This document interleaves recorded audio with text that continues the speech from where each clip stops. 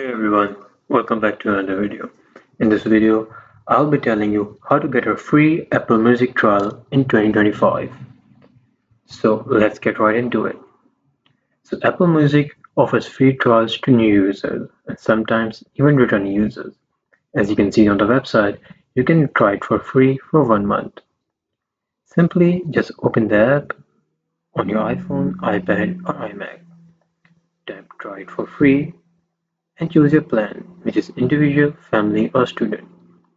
Sign in with your Apple ID and confirm your payment details. Don't worry, you won't be charged until the trial ends. And cancel before the renewal if needed. If you don't want to get charged after the trial, cancel before it ends.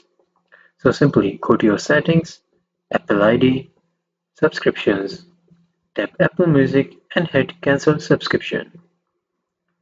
And bonus tip, you can get more free trials if you use different Apple IDs for multiple free trials.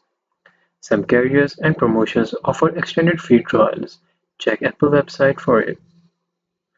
And I hope you can enjoy your ad-free music, online playback and everything exclusive content. I hope this video was helpful for you. Thank you so much for watching.